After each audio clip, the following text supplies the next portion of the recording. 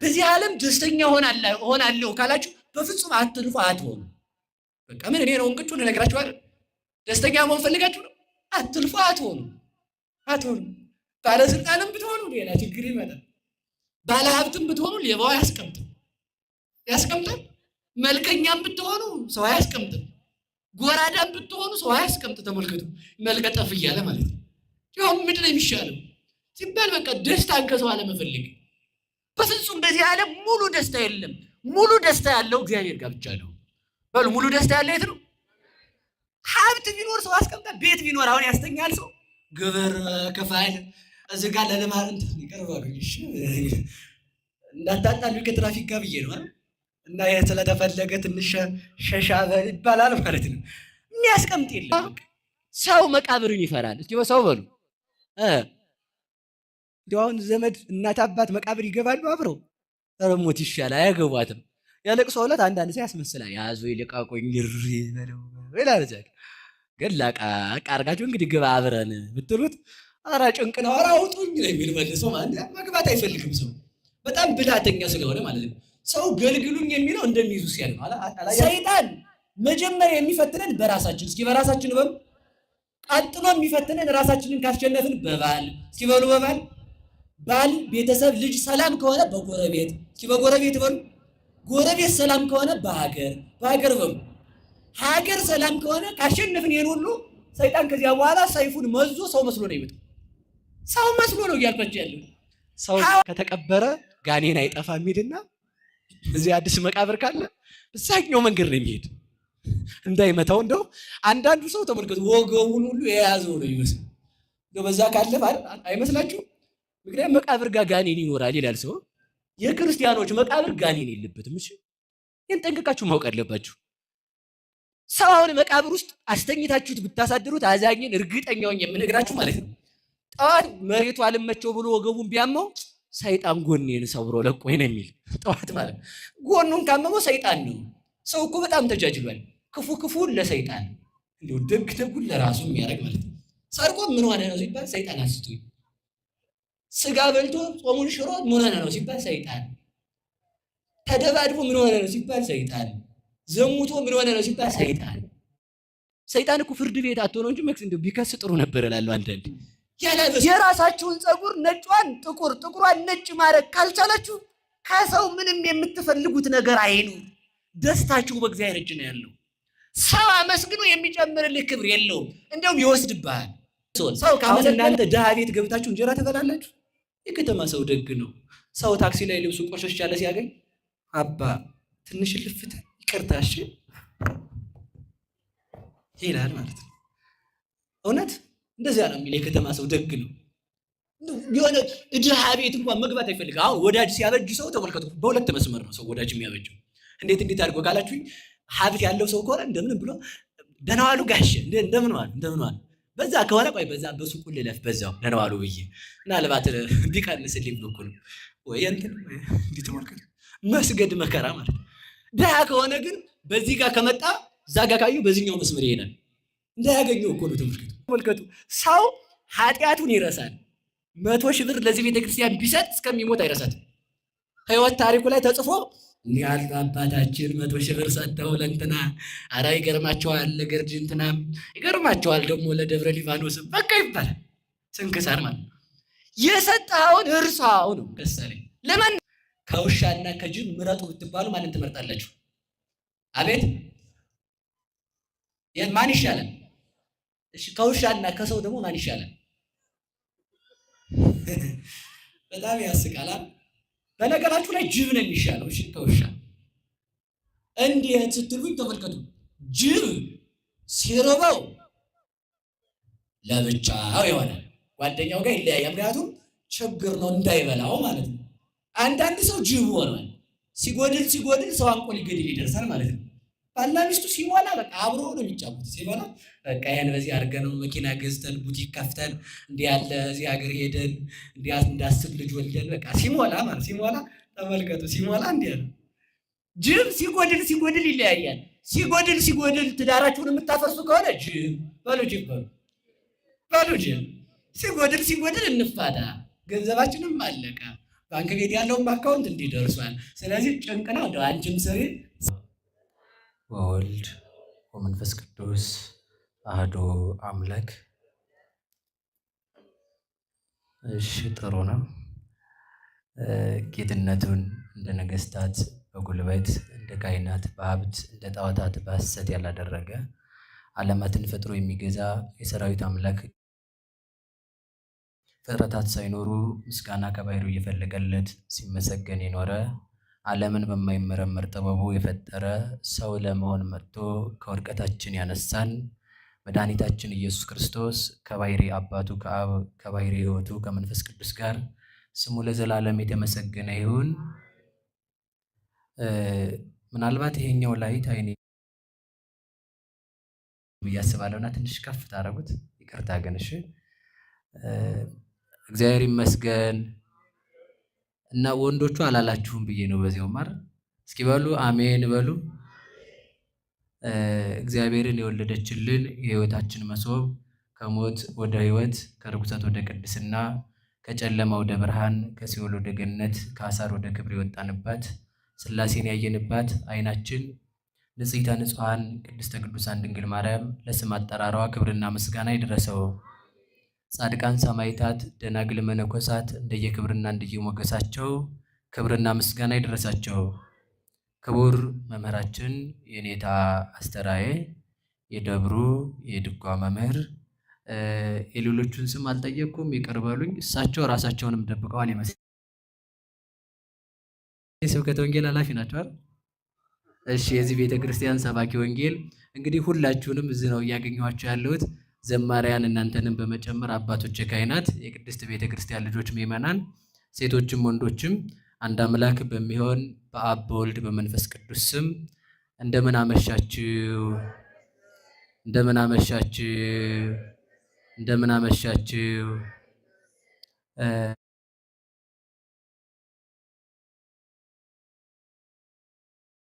ብናመሰግን አንደበት ሰጥቶን ነው አይደል? ብናድር ሕይወት ነው። በሰው እጅ ቢሆን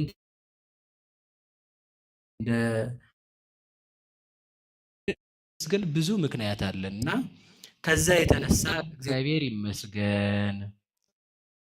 ምን ነው እግዚአብሔር ይመስገን? አይ እኔ እንደሱ አይደለም ያልኩ። አዲስ አበባ ሰው እልልታ በጣም ይወዳልና ጎበዝ ነው ብዬ ነው። ሰው ራሱ አሜን ነው የሚባለው። እስኪ እግዚአብሔር ይመስገን ሆይ። እኔ አሁን እልል ያሉትን እናት አልነቀፍኩም። እግዚአብሔር ያክብርልኝ እናቴ። ቅኖች እንደዚያ ናቸው ብዬ ነው አይደል? ጥያቄ ሲጠየቅ ቶሎ የሚመልስ ቅዱስ ጴጥሮስ ነው።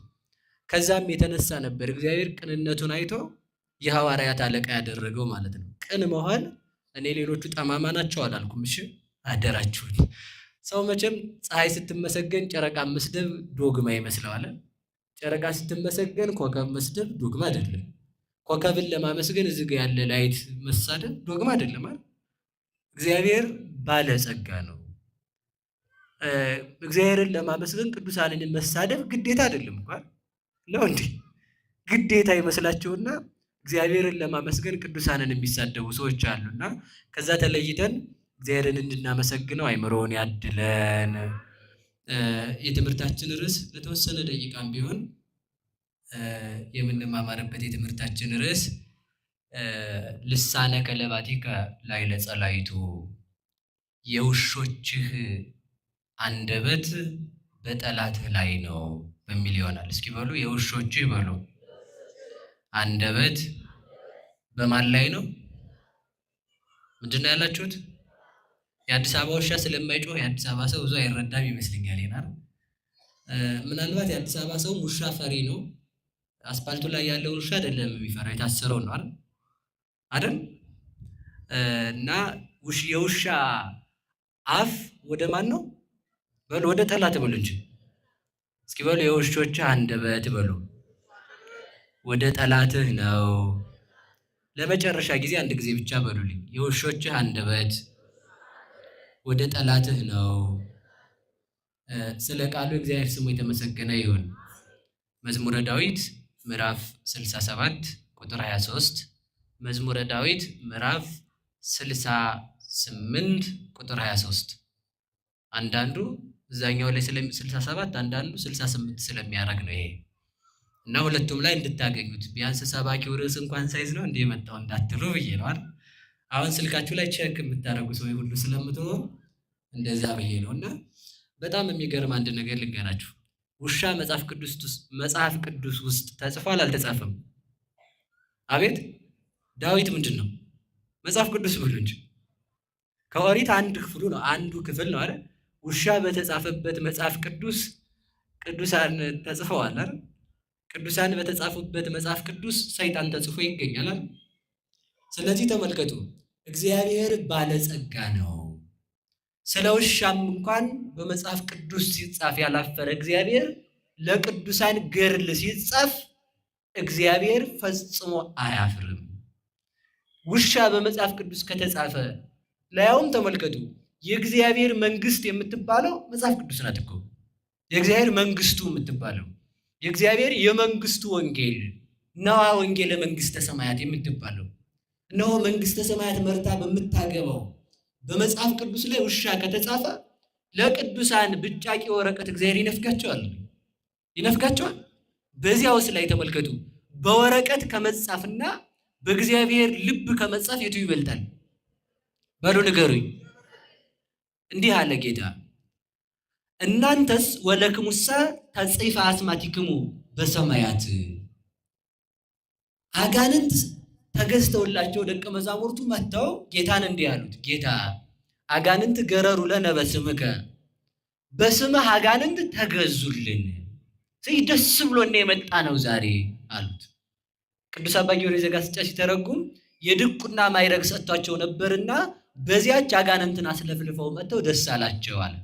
ጌታ ግን ምንድን ነው ያላቸው? ጎበዞች አጋንንት አስለፈለፋችሁ አይደለም ያላቸው። በዚህ አትደሰቱ። እናንተ መደሰት ካለባችሁ ወለክሙሰ ተጽሕፈ አስማቲክሙ በሰማያት፣ የእናንተ ስማችሁ በመንግስተ ሰማያት ተጽፏልና አለ። ተመልከቱ እስኪ በሉ የእናንተ በሉ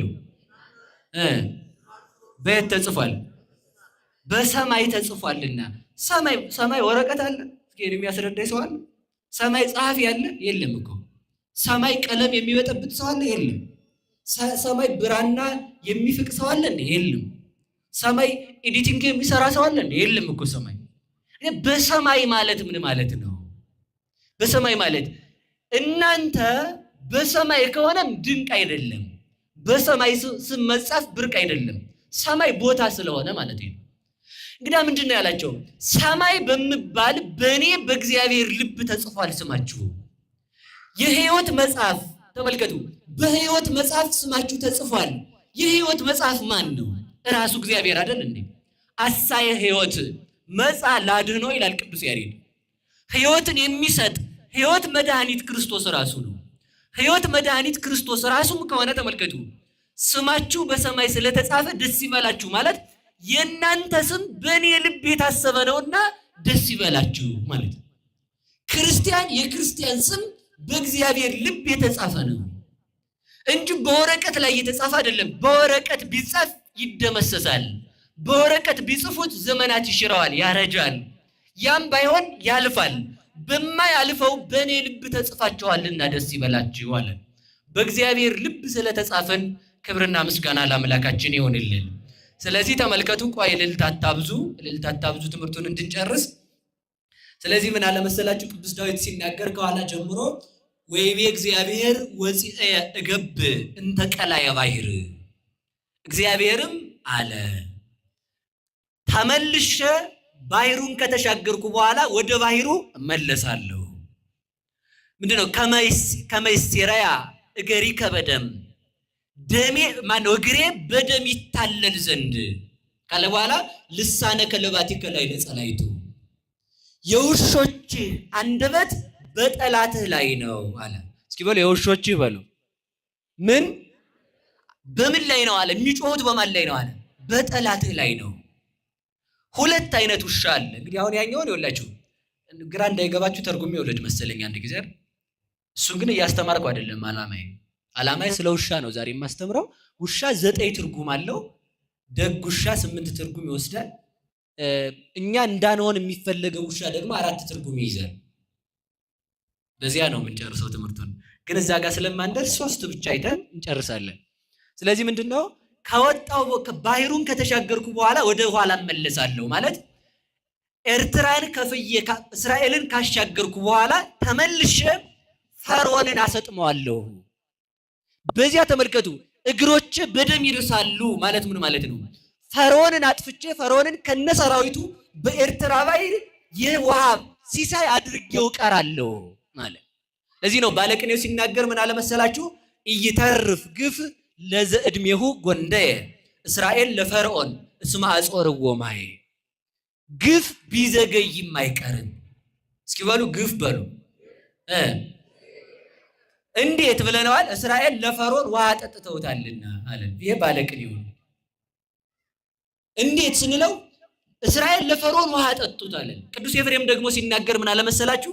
ፈርዖን እስራኤልን በሚያሰጥምበት ባህር ሰጠመ ይላል። እስኪ በሉ ፈርዖን በሉ። ማን በሚያሰጥምበት ባህር ሰጠመ? እስራኤልን። እንደዚሁም ሁሉ ተመልከቱ ሙሴ የክርስቶስ ምሳሌ ነው። ፈርዖን የዲያብሎስ ምሳሌ ነው። ፈርዖን እስራኤልን በሚያሰጥምበት ባህር እንደሰጠመ ዲያብሎስ ተመልከቱ ምዕመናንን እየወሰደ አብርሃምን፣ ይስሐቅን፣ ያዕቆብን ባስገባበት በገሃነም በክርስቶስ መስቀል ሰጥሞ ቀረ አለ። ተመልከቱ ትርጉሙ እሱ ነው። ከዚያ ምንድነው መሰላችሁ? ወፄ የገብን ተቀላየ ባህር። እኔ ተመልከቱ ወደ መስቀል ከወጣው በኋላ ተመልከቱ እንተ ቀላየ ባህር፣ ቀላይ የተባለ መስቀል ነው ወንዝ የተባለው ወደ ከወንዙ በኋላ እመለሳለሁ። ወዴት ከወጣው በኋላ? ወንዙን ከተሻገርኩ በኋላ ለተመልከቱ ክርስቶስ ከተሰቀለ በኋላ ወበመስቀሉ ቀተሎ ለጽል፣ በመስቀሉ ጥልን ገደለው ይላል ቅዱስ ጳውሎስ። በምንድን ነው ስንለው በመስቀሉ ከተሰቀልኩ በኋላ ማለት እኔ በመስቀል ላይ ስሞት ሞትን እገድለዋለሁ ማለቱ ነው። በመስቀል ክርስቶስ ሳይሆን የሞተው በመስቀል የሞተው ዲያብሎስ ነው። እስኪ በሉ በመስቀል የሞተው በሉ ማን ነው? ክርስቶስማ አልሞተም እኮ። በመስቀል እኔ ስሞት ሞትን እገድለዋለሁ። ወበሞቱ አሞቶ ለሞት፣ በሞቱ ሞትን አሞተው ገደለው ይላል።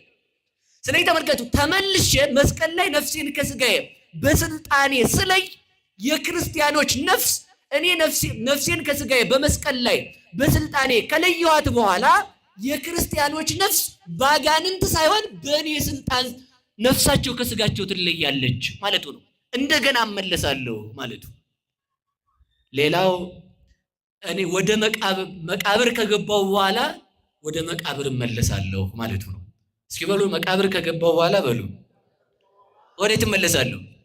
ምን ማለት ነው ስትሉኝ ተመልከቱ እኔ 3 መዓልት 3 ሌሊት በከርሰ መቃብር በመቃብር ሆድ ካደርኩ በኋላ መቃብርን ሰዎችን አፍርሶ አበስብሶ እንዳያስቀር ተመልሼ ስልጣኑን እሽረዋለሁ ማለት ነው። ለዚህ ነው ቅዱስ ጳውሎስ ምን አለ?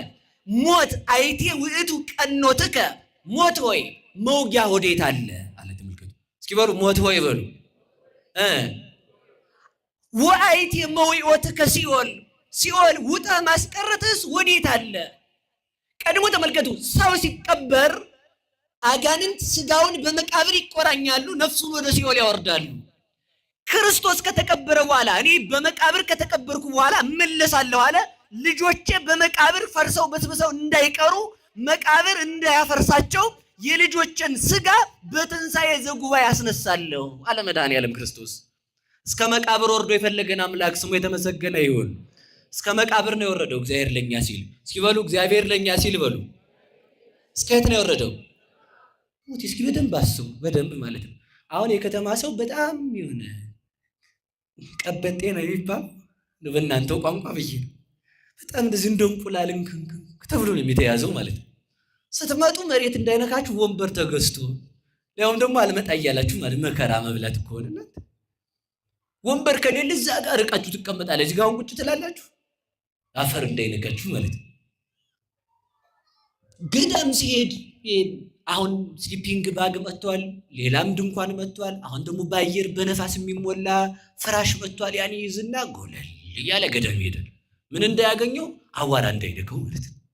ገዳም ሄዶ እንኳን ተመልከቱ። ከዛ ተመልከቱ በዚህ ዓለም ነገስታቱ ገጠር ላይ ቢወጡ ሰራዊት አጅቧቸው ምግባቸው ተዘጋጅቶ ፍራሽ ተይዞ ሽቱ ይዘው ነው የሚሄዱት። የዚህ ዓለም ነገስታት ማለት ነው። ክርስቶስ ግን እስከ መቃብር ወርዶ ፈለገን ይላል። እስኪ በሉ እስከ መቃብር በሉ። በሞት ያፈርሰውን። አሁን እናንተ ድሃ ቤት ገብታችሁ እንጀራ ትበላላችሁ። የከተማ ሰው ደግ ነው። ሰው ታክሲ ላይ ልብሱ ቆሸሽ ያለ ሲያገኝ አባ ትንሽ ልፍታል ይቅርታሽ ይላል ማለት ነው። እውነት እንደዚያ ነው የሚል የከተማ ሰው ደግ ነው። የሆነ ድሃ ቤት እንኳን መግባት አይፈልግ። አሁን ወዳጅ ሲያበጅ ሰው ተመልከቱ፣ በሁለት መስመር ነው ሰው ወዳጅ የሚያበጀው። እንዴት አድርጎ ካላችሁኝ ሀብት ያለው ሰው ከሆነ እንደምን ብሎ ደህና ዋሉ ጋሼ እንደምን ዋሉ በዛ ከሆነ ቆይ በዛ በሱቁ ልለፍ በዛው ደህና ዋሉ ብዬ ምናልባት ቢቀንስልኝ ብሎ እኮ ነው ወይ እንትን እንዲህ ተመልከቱ። መስገድ መከራ ማለት። ድሃ ከሆነ ግን በዚህ ጋር ከመጣ እዛ ጋር ካዩ በዚህኛው መስመር ይሄዳል። እንዳያገኘው እኮ ነው ተመልከቱ። ታዲያ ምንድነው ለማለት የፈለግከው ካላችሁ ተመልከቱ። ሰው ተመልከቱ ሊቀመጥበት የማይወደው ቦታ ምንድነው ካለከኝ መቃብር ነው። እንኳንስ ተመልከቱ እንኳንስ ለማደር እንኳንስ ለመኝታ እንኳን በጣም እስኪያስቡ እንኳን ሰማይና ምድርን የፈጠረ አምላክ ውብ የሆነ አምላክ እንኳንስ እሱ እኛ የፈለገ ጭንቅ ቢሆን መቃብር ቦታ ተኝተን አናድርም። ለምን እኮ መቃብር ቦታ ስላችሁ ከላይ ነው እኮ። አሁን ሰው እኮ ተመልከቱ። አሁን ሰው የከተማው ሰው በጣም ይፈራል።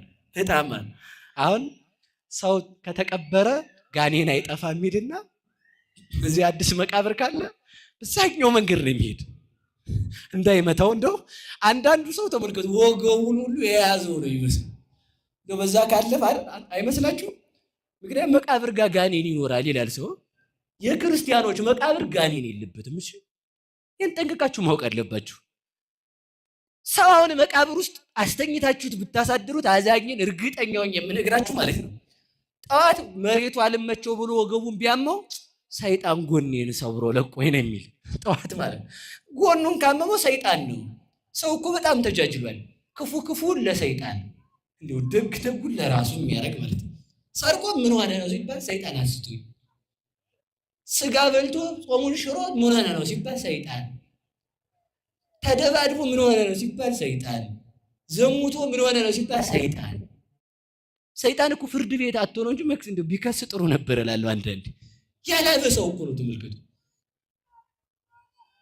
ባጭር ቃል ግን አንድ ነገር ልንገራችሁ። ሰይጣን አስገድዶ የሚያስክደው የለም፣ ክርስቶስም አስገድዶ የሚያጸድቀው የለም። ሰይጣን አስገድዶ ቢያስኮንን ጻድቅ አይገኝም ነበረ። እግዚአብሔር አስገድዶ ቢያጸድቅ ኃጥአን አይገኙም ነበረ። እዚህ ሰው ሁሉ የሚሰራው በገዛ ፈቃዱ ነው ማለት። ሰይጣን አጋዥ ይሆናል እንጂ ሰይጣንን ለምንድን ነው ያለ ስራው የምታማው ነው? ዘይ ተመልከቱ። ቆይ ለመልሳችሁ እና ሰው መቃብርን ይፈራል። እስኪ በሰው በሉ እንደው አሁን ዘመድ እናት አባት መቃብር ይገባሉ አብረው። ኧረ ሞት ይሻላል አያገቧትም። ያለቅሶ ዕለት አንዳንድ ሰው ያስመስላል። ያዙ ይልቃቆኝ ይሪ በለው ይላል። ዘክ ግን ላቃ አርጋችሁ እንግዲህ ግባ አብረን ብትሉት ኧረ ጭንቅ ነው ኧረ አውጡኝ ነው የሚል መልሶ ማለት መግባት አይፈልግም። ሰው በጣም ብልሃተኛ ስለሆነ ማለት ነው። ሰው ገልግሉኝ የሚለው እንደሚይዙ ሲያቅ ነው። አላያችሁ? ውሻ እንኳን ብቻውን ሜዳ ላይ ብታገኙት አይናካም። ባለቤቱ ካለ ይላል ማለት ነው። ቤቱ ከሆነ እንደዚያ ነው። እሺ ወደ ነገር ልመልሳችሁ።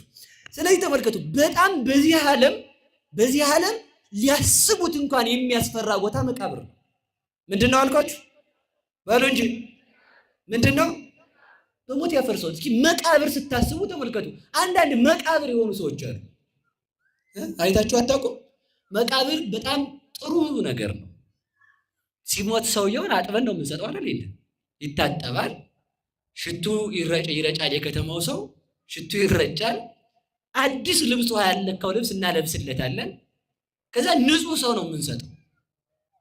ሽቱ የተረጨ እስኪበሉ ሽቱ የተረጨ ያልፈረሰ አካል፣ በአዲስ ልብስ የተሸፈነ ሰው፣ በሳጥን የተደረገ ሰው። ሰውን ወርቅ ይዞ እየተቀበረ ነው። እሺ በቃ ተውት፣ እኔ ወደ ነገር የለም። አሁን ተመልከቱ፣ ያን አድርገን መቃብር እንሰጠዋለን። ጤነኛውን ሰውዬ ያልፈረሰውን አፍርሶ በሽቱ ፈንታ አሽትቶ ደህናውን አካል በታትኖ የትል መጫወቻ አድርጎ ያለበስነውን ልብስ አቆሽሾ ላይን የሚያስከፋ ለአፍንጫ የሚከረፋ ለማሰብ የሚዘገንን ያደርገዋል። ክፉ ሰው እንደዚያ ነው። ሽቱ ወንጌል ናት፣ ልብስ ልጅነት ናት። ሽቱ የቀባን እግዚአብሔር ነው። አካላችንን በሕያውነት የጠበቀውም እግዚአብሔር ነው። ክፉ ሰው አንድነትን በዘረኝነት ይለየዋል። የክርስቶስን መዓዛ ኃጢአት በመስራት ያጠፈዋል። ደግ ነገር ተሰጥቶት ደግ ነገሩን አጥፍቶ ትል የሚወጣበት ያደርገዋል ማለት ተመልከቱ። ደግ ነገር ነግረ ነው ደጉን ነገር አጣሞ ለገዛ ፈቃዱ ያውለዋል ማለት ነው። ያ ነው መቃብር የሚባለው። መቃብር ስንት ዘመድ አለው መሰላችሁ? በዚህ ዓለም በጣም ብዙ ዘመድ ነው ያለው። ጥሩ ነገር የሰጠቻቸውን ቤተክርስቲያን ይጠሏታል። ተመልከቱ። ፊደል ቀርጻ ያስተማረች ቤተክርስቲያንን ይጠሏታል። የመቃብር ዘመዶች ማለት ነው። አደራችሁን መቃብር ማፍረሱ አይቀርም። አሁንም ነገሬን አታበላሹት ማለት ነው። መቃብር ማከርፋት አይደል ጥሩ? በጎውን መዓዛ ማበላሸት ማለት ነው። በጎ የዋሉልንን ሰዎች ክፉ መክፈል ስለ በጎ ፈንታ ደግ ነገር እንድንከፍል መድኃኔዓለም ይርዳን። ማንም ሰው ሊሆን ይችላል። እስከ መቃብር ሰውን የፈለገ ከእግዚአብሔር በቀር የለም። ከማን በቀር? በሞት የነገሩኝ።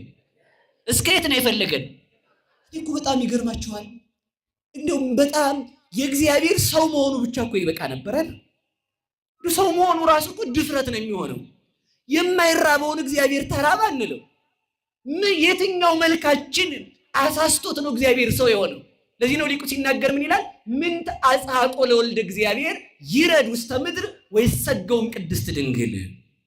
የእግዚአብሔርን ልጅ ልዑል ኃያል መለኮቱን በደካማ ስጋ፣ ስፎነቱን በውሱን ስጋ፣ ብርሃንነቱን በሚጨልምበት ስጋ፣ የማይራብነቱን በሚራብ ስጋ፣ የማይደክምነቱን በሚደክም ስጋ፣ የማይሰደድ እሱ በሚሰደድ ስጋ፣ የማይለብስ እሱ በሚለብስ ስጋ ይገለጥ ዘንድ ወይጥቡ አጥባይተ ብእሲት። የድንግል ማርያምን የሰው ልጆች የድንግል ማርያምን ልጅ የድንግል ማርያምን ጡት ይጠባ ዘንድ ምን አተጋው? ያም ይሁን በነገስታት ቤት መወለድ ሲገባው በቤተልሔም ይወለድ ዘንድ ምን አተጋው? ተመልከቱ። ነገስታቱ ይከቡት ዘንድ ይገባዋል እንጂ፣ መላእክት መጥተው ሊከቡት ይገባዋል እንጂ እረኞች ሊከቡት ምን አተጋው? በቤተ መንግስት ሽቶ ይረፈረፍለታል ይረጭለታል እንጂ በከብት በረት የአህያን ትንፋሽ ይቀበል ዘንድ ምን አተጋው? ነገስታት ይከቡታል እንጂ ከብቶች ይከቡት ዘንድ ምን አተጋው? ወርቅ ይነጠፍለታል እንጂ ከብቶች በልተው ያተረፉት ሳር ይጎዘጎዝለት ዘንድ ምን አተጋው? ለመላእክት ብርሃንን ያለበሰ ጨርቅ አለበሰቶሙ ቆጽለ በለሶን። እናቱ የበለስ ቅጠል ቆርጣ ታለብሰው ትከርነው ዘንድ ምን አተጋው? በቤተልሔም በርዶት ድሪቶ ጨርቅን አሮጌ ጨርቅን ታለብሰው ዘንድ ለመላእክት ብርሃንን ያለበሰ ምን አተጋው? ተመልከቱ። ሄሮድስ ያሳድደው ዘንድ ለምን ዕዳዬ ነው አንተን ፈጥሬ ላድንህ ብመጣ በምን ዕዳዬ ታሳድደኛለህ ሳይል ይሰደድ ዘንድ ምን አተጋው? ዓለማትን የሚመግብ ከእናቱ ጡትሽን አጥቢኝ ራበኝ እያለ የእናቱን ጡት ይዞ እናቱን ይለምን ዘንድ ምን አተጋው? በደመና የሚጫን በድንግል ማርያም ጀርባ ላይ ሆኖ ግብፅ ይወርድ ዘንድ ምን አተጋው? ለመላእክት የሚመግባቸው በሁሉ ቦታ የመላ እንደ ሰው ፈርቶ ይሸሽ ዘንድ ሰው መሆኑን ይገልጥ ዘንድ ምን አተጋው? ጫማው ተሰርቆ እናቱ ተመልከቱ ታጥበው ዘንድ ሁሉን የሚያነጻ ንጹሕ አምላክ ሲሆን እናቱ ታጥበው ዘንድ ሰውነቱ ይወዛ ዘንድ ምን አተጋው? ጫማ ተመልከቱ እሱ ለፍጥረታት ለመላእክት ብርሃንን የሚያለብስ ለመሬት ሐመልማላትን ይሰራ ለራስ ፀጉርን ለጥርስ ከንፈርን የፈጠረ አምላክ እሱ በርዶት ሰባ ሰገል ልብስ ይገብሩለት ዘንድ ምን አተጋው? እሱ ተመልከቱ ተርቦ እናቱ እንጀራ ቁራሽ እንጀራ ልመና መንደር ትገባ ዘንድ ምን አተጋው ይላል። ተመልከቱ እስኪ ምን አተጋው በሉ እንጂ። እሱ ተመልከቱ ተመልሶ ተመልከቱ እሱ አምላክ ሲሆን በሰዎች መካከል ይመላለስ ዘንድ ምን አተጋው? እሱ ከመላእክት አንዱን ልኮ ምዕመናንን መስበክ እየቻለ ምዕመናንን እንዲሰብኳቸው ማሰበክ እየቻለ ራሱ ሰው ሆኖ ያስተምር ዘንድ ምን አተጋው? እሱ ተመልከቱ፣ ወደ ሙታን ወደ አልዓዛር ይሄድ ዘንድ አልዓዛርን ለማስነሳት ምን አተጋው? በባህር ላይ ይሄድ ዘንድ ምን አተጋው? ተመልከቱ፣ ይሄም አልበቃውም፣ ያስተምር ዘንድ ይሰደብ ዘንድ ምን አተጋው? አይሁድ ከቤተ መቅደስ አውጥተው ገደል አፋፍ ላይ ወስደው ይገፉት ዘንድ ምን አተጋው? አይሁድ እጆቹን ያስሩት ዘንድ ምን አተጋው? እግሮቹን ያስሩት ዘንድ ምን አተጋው? በፊቱ ምራቅ ይተፉበት ዘንድ ምን አተጋው? በመስቀል ላይ ሰቅለው ንጉሥ ጠላትህን አያውለው አያሳድረው እያሉ ይዘብቱበት ዘንድ ምን አተጋው? ማርና ወተትን የፈጠረ አምላክ ሐሞት ይጠጣ ዘንድ ምን አተጋው? እሱ በሁሉ ቦታ የመላ ሕይወት መድኃኒት ሲሆን በሞቱ ሞትን ይሽር ዘንድ ሞትን በፈቃዱ ይቀምስ ዘንድ ምን አተጋው? እሱ ተመልከቱ በኪሩቤል ዙፋን ላይ የሚኖር እንግዲህ ተመልከቱ፣ እየሰማችሁ ነው። እሱ ተመልከቱ አንተ ንውር ዲበ ኪሩቤል ወአንተ ስቁብ ውስተ መቃብር፣ አንተ በኪሩቤል ላይ አለ፣ አንተ በመቃብር አለ። በኪሩቤል ላይ የሚቀመጥ መቃብር ውስጥ ወርዶ የተኛ ዘንድ ምን አተጋው? ትል አለበት መቃብር ዘንድ ይገባ ዘንድ ምን አተጋው? ክርፋት የሚከረፋ ስጋ በተጠራቀመበት መቃብር ይገባ የተኛ ዘንድ ምን አተጋው ይልና ተመልከቱ፣ አኮኑ በፍቅረ ዚአነ መጻኢል፣ ስለኛ ብሎ እኛን ወዶ ሰው ሆነ። እስኪ በሉላችሁ፣ ስለኛ ብሎ በሉ፣ እኛን ወዶ ሰው ሆነ። ምን ሆነ? ምን ሆነ? እስኪ መቃብር ለምን ተኛ? እኛን ወዶ። እስኪ በሉ እኛን ወዶ በሉ። ማንን ወዶ? ወደደን። ከዚህ በላይ ፍቅር የለም። ሰው ተመልከቱ፣ ምንም ቢወዳችሁ ደካማ ጎጆ ውስጥ መጥቶ አያድርላችሁም የከተማ ሰው። እግዚአብሔር ግን ተመልከቱ ቤተልሔም መወለዱ አልበቃውም። መቃብር ውስጥ እኮ ነው ስጋችን በሰበሰበት። ተመልከቱ እንኳንስ ገብተው ሊተኙት ከፍተው ቢያዩት አፍንጫን የሚዘጋ እኮ ነው። ተመልከቱ እዚያ ውስጥ ተኛ። ታዲያ ምንድን ነው ትለኝ እንደሆነ በሞቱ ሞትን አጠፋው። መቃብር ወርዶ በመቃብር መፍረሳችንን አቆመልን። ክብር ለቅዱሳን አምላክ ይሁን። ከዚያ ምን አለ መሰላችሁ? እንከሰ ኢንወርድ ታይተ አላንተልወ ለዘፈጠረነ። ተመልከቱ እንግዲህስ አለ። ተመልከቱ እስኪ በሉ እንግዲህስ በሉ፣ ወደ ታች አንወርድም። ማንን እንከተለዋለን? የፈጠረንን እንከተለዋለን እንጂ። ይሄ ፍቅር ሐዋርያትን ሳባቸው፣ ይሄ ፍቅር ነቢያትን ሳባቸው። ከዚህ ለመድረስ ነው፣ ከዚህ ለመድረስ ነው። የዚህ ጌታ ውሻዎች አሉት ነው። እስኪ በሉ የዚህ ጌታ በሉ ምን አሉት? ቆይሽ ለእግዚአብሔር ውሻ ከምትሆኑ ውሻ ከማትሆኑ የቱ ይሻላችኋል?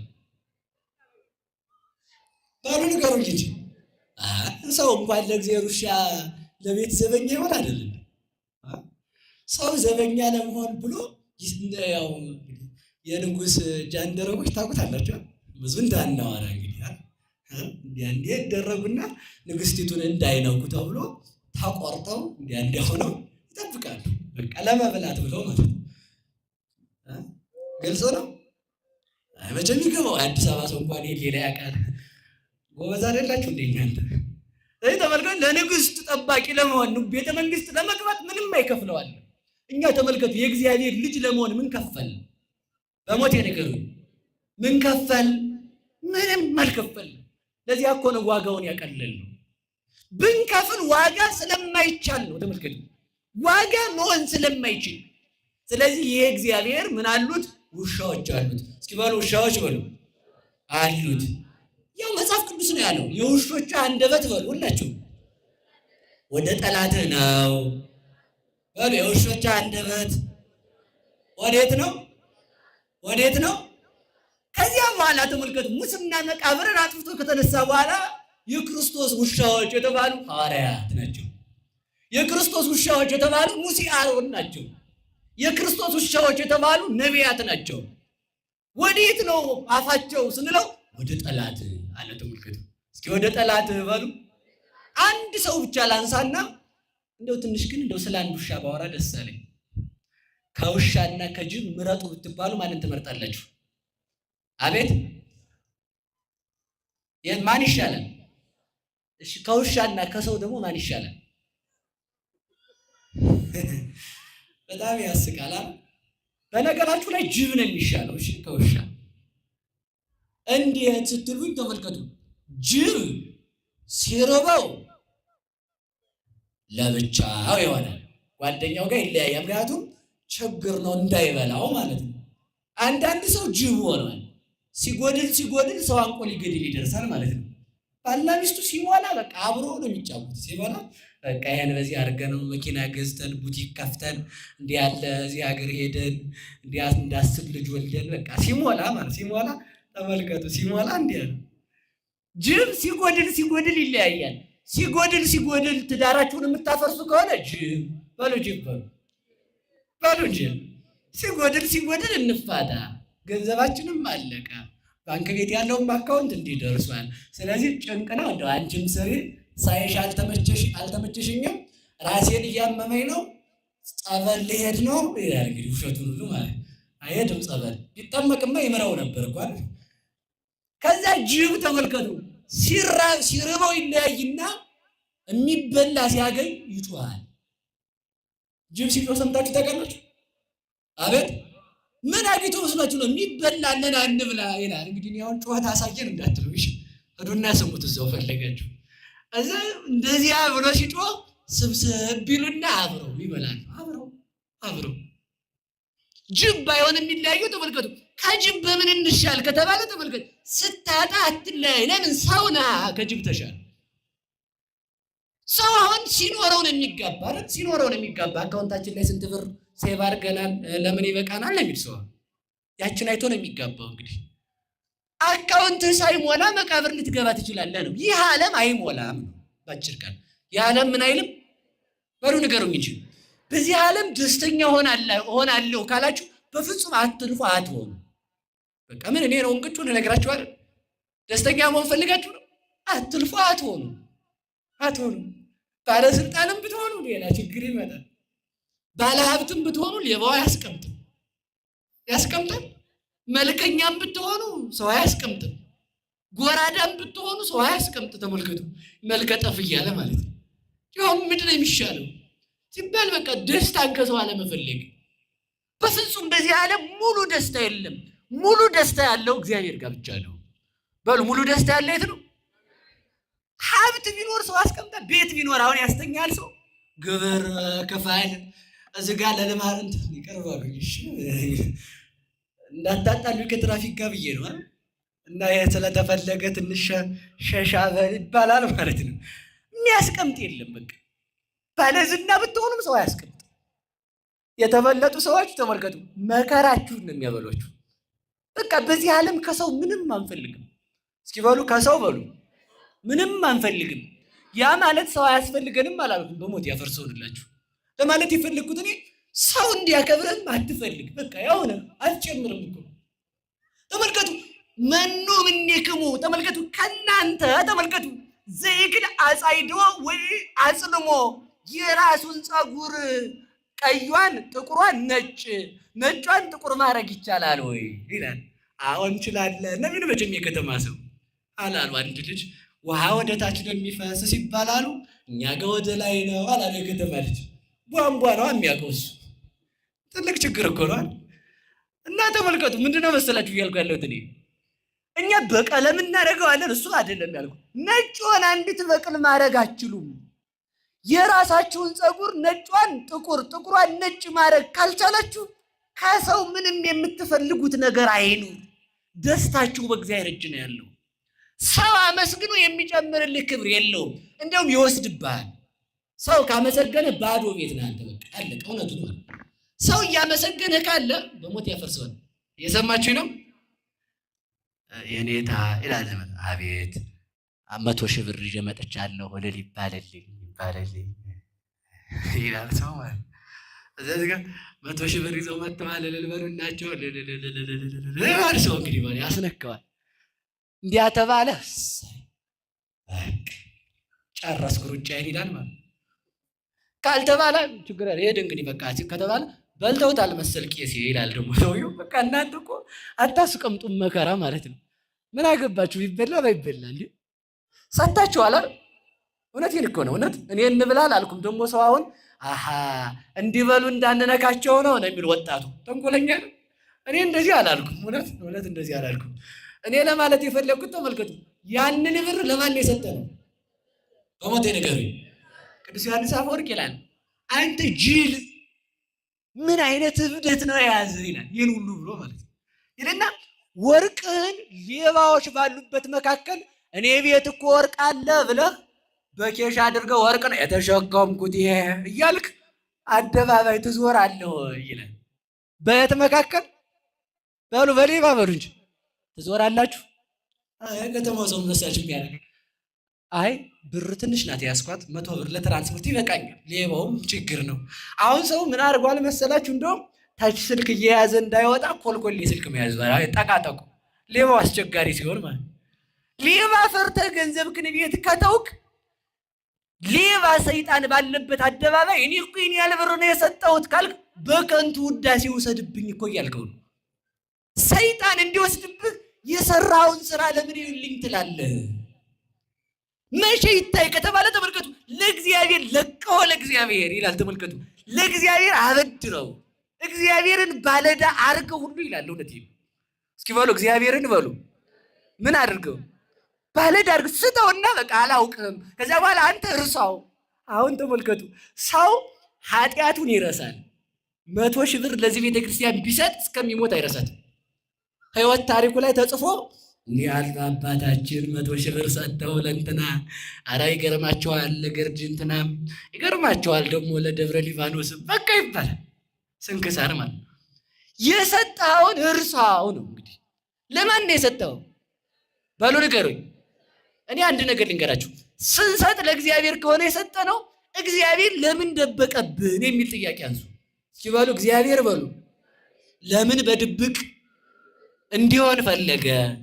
አንደኛ ሌባ እንዳይወስደው። ምክንያቱም አንተ ጋር ከሆነ ያንተን የህሊናን በር ሰብሮ ሰይጣን በከንቱ ውዳሴ በትዕቢት በቃ ያደረከው ትዝ እያለ ይገርማል። የቤተ ክርስቲያን ሲሰራ እኔ እኮ ነበርኩ እዛ ቆሜ ሳሰራኝ ነበር። ይገርማል። በቃ ከዛ የዝና ያ ሰው ይገርማል እንትና ቤተ ክርስቲያኑን ያሰራ ሰው ነው ወሰደብህ። ይኸውልህ አማን ብለክሙ ነሱ ሴቶሙ እውነት እላችኋለሁ እንደሱ ያለ ደግ የለም ብለው በሰው ዘንድ ተመስግነው ቀሩ ይላል። በማን ዘንድ በሉ ንገሩኝ። እግዚአብሔር ለምን ደበቀ? እስኪ ለምን ደበቀ በሉ ንገሩኝ። ይሄ ጥያቄያቸው አይደል? በጠላታችንም በወዳጃችንም ፊት ሊሰጠን በሚል ርዕስ ለዝጋው። እስኪ በወዳጃችንም በጠላታችንም ወዳጃችን እነማን ናቸው? ቅዱሳን መላእክት በሉ እንጂ ሐዋርያት፣ ነቢያት፣ መነኮሳት፣ ካህናት፣ ሰማዕታት እነዚህ ሁሉ ይመጣሉ። ጠላታችን ማን ነው? ሳጥናኤል ከነ ሰራዊቱ። መቼ ነው ዋጋህን የሚሰጥ? በዕለተ ምጽአት ና አንተ ብራብ አብልተኸኛል ና። ከዚህ በላይ ክብር አለ ወይ? እግዚአብሔር እንድትደብቀው የፈለገ በዓለም አደባባይ ሁሉ ሊመሰክርልህ ነው ይላል። በየት ሁሉ በሉ ንገሩኝ። እንግዲያው ስንትጋ እዚህ ጋር 50 ሰው 1000 ሰው 10000 ሰው ባለበት መካከል ከምትመሰገን አእላፋት መላእክት አእላፋት ደቂቀ አዳም ባሉበት መካከል እንድትመሰገን ብሎ ነው። ለዚያ ጊዜ እንድንደርስ የሰራነውን ስራ እንድንደብቅ መድኃኔዓለም ይርዳን። ከዚህ በኋላ ብትሰሩም ባትሰሩም ዝም እስኪ በሉ ዝም በሉ። ከሰራችሁ መርሳት በቃ። ለማን ነው የሰጣችሁት? ለእግዚአብሔር ለምን እንሰጣለን ካልከኝ አንተን ጠላት ገሎ ይወስድብሃል። እግዚአብሔርን የሚገለዋል፣ እግዚአብሔርን የሚቀማዋል፣ እግዚአብሔርን የሚሽረዋል። አንተ ብትረሳው ማን አይረሳው? እግዚአብሔር አይረሳው። የምትሰራውን ደግነትህን እንደማይረሳ የምትሰራትን ኃጢአትህንም አይረሳልህ። ስለማትረሳ አንተም ኃጢአት ሰርተህ አትርሳት ነው። እንዳትረሳት እግዚአብሔር እንዳንረሳ ያድርገን። ከሞትክ በኋላ አትረሳም። ስመዘይት ረሳ የማይረሳ ነውና አንድም የማይረሱ ሥላሴ ይዘዋታልና ይላል። እና ወደ ነገር ልመልሳችሁ። ጅብ ምን ሲል ይሆናል? በጣም አሳጥራለሁ፣ ይቅር በሉኝ። እንግዲህ ደክማቸዋል። ጅብ ምን ሲል ነው የምትጣላው? ሳይኖር በሉ እንጂ። ሰው ደግሞ ተመልከቱ፣ ሲኖረው ደግሞ የሚጣላ ሰው አለ። ገንዘብ ብላ የምታገባ ሴት ገንዘብ ብሎ የሚያገባ፣ ገንዘብ ብሎ የሚሾም፣ ገንዘብ ብሎ እንዲያ የሚሆን ሲኖረው ነው ደግሞ የሚጣል። ጅብ ተመልከቱ፣ ጅብ በለጠ። አንዳንድ ሰው ሲያገኝ አደገኛ ጥሪ ያሰራል ቤቱ ላይ ሰው እንዳይቀርብ። እበሩ አካባቢ ሊስትሮ ካለ ይጋጋል። አቤት አስነሱልኝ፣ እንደዚህ አስነሳቸው፣ ጥራጓቸው ከዚህ ይባላል ማለት ነው። ይተርገው አያችሁ። አንዳንድ ሰው ጅብ ነው፣ ሲያገኝ ሰው ይበላል ማለት ነው። አንዴ ሆዳም ሆነ እኮ ተመልከቱ እንዴ! ሰው ሆዳም ከጅብ ቢያንስ የጅብ ያህል እኮ መሆን አለበት ሰው አይደል እንዴ?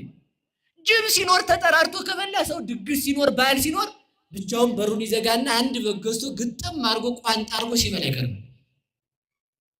በቃ ስትበላ ዓመት ሙሉ ይገርምሻል። እንደው ተመልከቱ፣ እንግዳ ሲመጣ እንኳን ሹሮ እያስፈላ የሚያበላ ሰው አለ እኮ ስጋው እንዳያልቅ።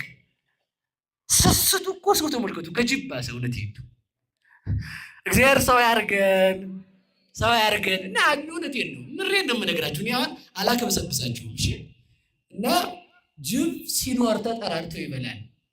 ድሃውን መጎብኘት፣ ቤት ሲኖር ውጭ ላይ ያሉትን ማሰብ፣ ልብስ ሲኖር እንደው እኮ ተመልከቱ ጎበዝ። እንደው ሰው ወይ እንቅመሰው እንዴ ካልሆነ አንድ ቀን እንቅመሰው እንዴት እንደሚያም እንቅመሰው ይሆን ካልሆነ ሰው አልገባው ያለ እኮ መቅመስ ስላቃተው ነው። እየሰማችሁ ነው። አንድ ቀን እንደው አሁንና እስከ 9 ሰዓት ይጾማል። አሁን ግማሹ ነው ያልኩት። እናንተ ደግ ናችሁ። እሺ የሚጾም ሰው ስላለ ማለት ነው ይጾማል። እና ታዲያ እስከ 9 ሰዓት መጾም ካቃተ ጠዋት ነግቶ ማየ እንጀራ የሚል ልጅ ካለሽ አስፓልት ላይ እንጀራ የሚለው ልጅ ለምን የማያሳስድ ዝም በል አንተ ወደዚያ ይላል ሰው ማለት ነው። አንተ ማታ ጠዋት ቁርስ 6 ሰዓት ምሳ፣ ከዛ ደግሞ እንትኔ እንትን ይባላል መቆያ አይደለም መረቆ። የከተማው ሰው ጠግቧል። ሌላ ነው ደግሞ አፒታይዘር ነው እንጂ ኧረ አግዙኝ። የምግብ ፍላጎት እንዲከፈት የሚበላው ይሄ አቸቶውን አድርጎ ሎቢውን ምናምን አድርጎ የሚበላው ማለት ለመብላት ሆዱን በደንብ እያስተካከለ እየለጠጠው እንዲህ አድርጎ በደንብ የምግብ ፍላጎት እንዲመጣ ይበላል አይደል? እንዲያ እያደረክ ስትበላ ረሃብ ያደረበት ሰው ትዝ ይልሃል ወይ? የከጅብ ባስክ እኮ ተመልከት። ጅብ ተጣርቶ ይላል በቃ ተሰባስበው ብልት ከጅብ መሻል። አንተ ቤት ሲኖር እኔ እንግዲህ ብዙ ነገር ነው ያለ እንተው በቃ ይሄን ያህል ሃይላይት ካሳየ ወደ ነገር እንዲሄድ ውሻ በሉ። ውሻ ደግሞ ተመልከቱ ሲያጣ መላላስ አላያችሁት? ውሻ የሚጣላው መቼ ነው ካላችሁ ዳቦ ያገኘ ቀን አይደል? ውሻ አለ አሁን ሲረበው ውሻ በቃ ያኛው በዛኛው ላይ ሲዘል ያኛው በዚያኛው ላይ ሲዘል በቃ ሲፈነጥዝ ነው የሚያመሸው። ዳቦ ሰውዬ ይዞ በቃ ያለ ነው ይላል ማለት ነው። አንዳንድ ሰው ተመልከቱ እንደ ውሻ ስልጣን ሲያገኝ ነው ሰው የሚነጨው ማለት ነው። ተባላ ተመልከቱ መኪናው መስታወት የነበረው መስታወቱ የሚያሳይ ከሆነ ጥቁር ያደርገዋል ሰው እንዳያገኙ። ቀድሞ ሰላም ነው እንዴት ነው ሲል የነበረ በዚህ ዕለት ሰላም አሉ ሲለው እንተዋወቃለን፣ ቅርታ አላስታወስኩም፣ የእንትና ልጅ እኮ ነኝ። አይ ስራ በዝቶብኛል አላስታወስኩም። እሺ በቃ ትቶት ይሄዳል ማለት ነው። ተዛ ስልጣን ሲያገኝ እንደ ውሻ ያደርገዋል ሰው። እንዴት ሰው ምግብ የሚበላ ሀብት አንዳንዱ ሰው ተመልከቱ ሰርቶ ሰርቶ ሰርቶ ሰርቶ ሰርቶ ሀብት ሲያገኝ ጥጋቡን አልችለው ይላል። እዚያ እንፋታ በቃ እኔም እኖራለሁ አንቺም ትኖሪያለሽ አለቀ፣ መፈታት አለብን ይላል። አንዱ መኪና ይደርሰኛል ትላለች እሷም ማለት ነው። እና ይኸውላችሁ እንደ ውሻ ክርስቲያን እንደ ውሻ አይደለም። ሲኖርም አብሮ ሲያጣም አብሮ ነው። እስኪ በሉላችሁ ክርስቲያን በሉ እንደ ምንድን ነው? ይኸው እንደ ውሻ ከሆንክ ውሻን አይተህ ውሻ ከሆንክ ችግር ነው። ሰው ከሆንክ ቢያንስ ሰው ሁን ነው። ጅብ ከሆንክ ደግሞ ከጅብ ተሻል ነው። አይ ጅብ ደግሞ አንድ ነገሩ ገረመኝ። በጣም ብዙ ችግር እንደው ጅብ ሲበላ ጭንቅላትን ይበላል፣ ይሄን ስጋ ሙልጭ አድርጎ ይበላል፣ ከዛ እግርንም ይበላል፣ እጅ ግን አይበላም። ምን አይበላም? በሉ ንገሩኝ እንጂ እርግጠኛው የምነግራችሁ እጅ አይበላም ጅብ። ለምን ቢባል በዚህ እጅ እኮ አጥንት ተጥሎ አንድ ቀን ቀምሼ ይሆናል ይላል። የት ነው ያለ ካልከኝ አረጋዊ መንፈሳዊ ነው ሄድና መጽሐፈ መነኮሳት ላይ ነው ያለው።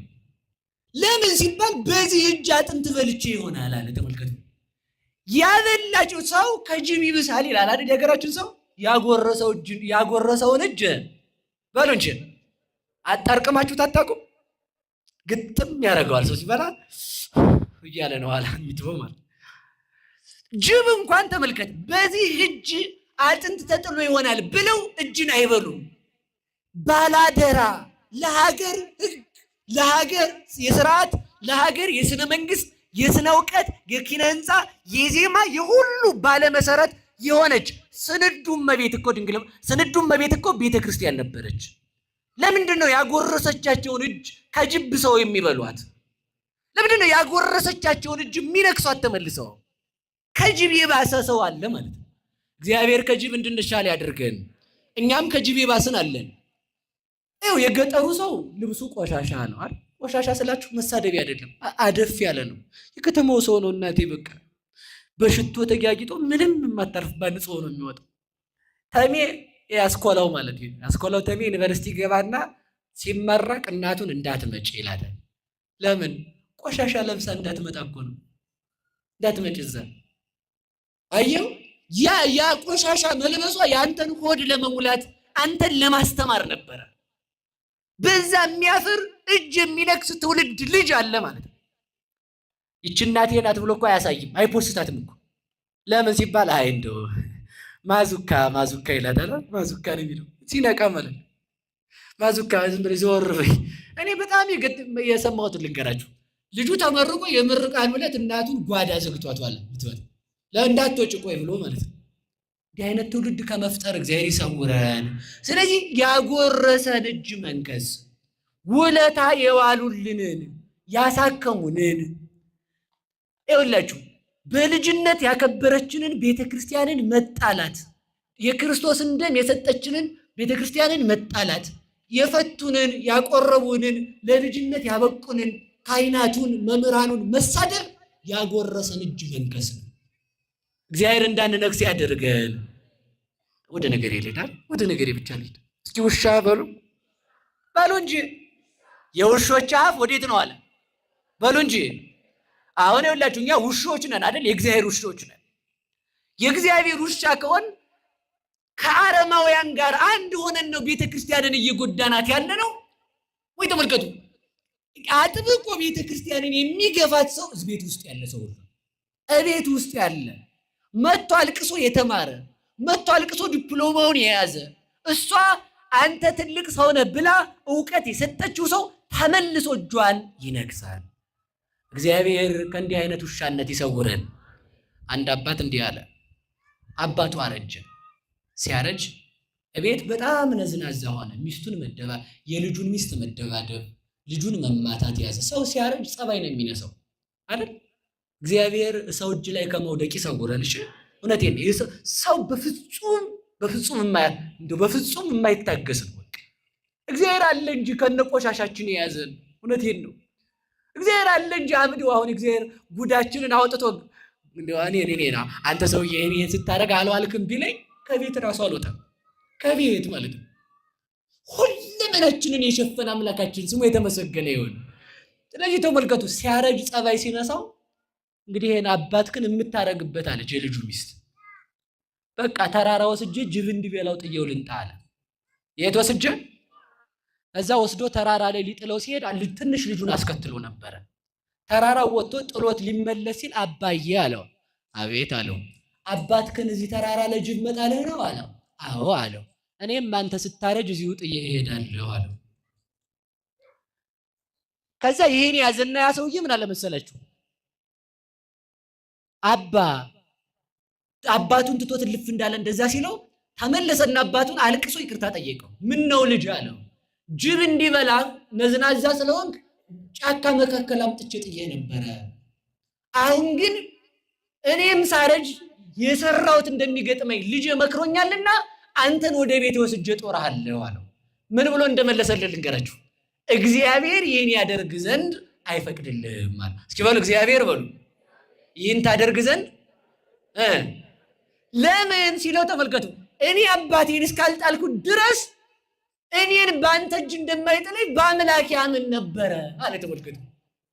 እናንተ ለእናት አባታችሁ በጎ ከሆናችሁ የምትወልዷቸው ልጆች ክፉ እንኳን ቢሆኑ እነሱን መክሮ እግዚአብሔር አስተካክሎ በቤቱ ያኖራቸዋል። ብቻ እናንተ ባላችሁበት ዘመን በጎ አድርጉ። እንድናደርግ እግዚአብሔር ይርዳን። ውሻ ማን ነው ሲባል አንድ ውሻ ብቻ ላንሳ፣ ቅዱስ ጳውሎስ ነው። እስኪ በሉ ቅዱስ ጳውሎስ በሉ። ከሐዋርያት መካከል አንዱ እሱ ነው። ከሐዋርያት በኋላ ተጠርቶ የሐዋርያት ማዕረግ ያለው። ስለሱ አንድ ነገር ብቻ አንስቼ ነው የምጨርሰው። ይፈቀድልኛል ብዬ አስባለሁ አይደል አባታችን?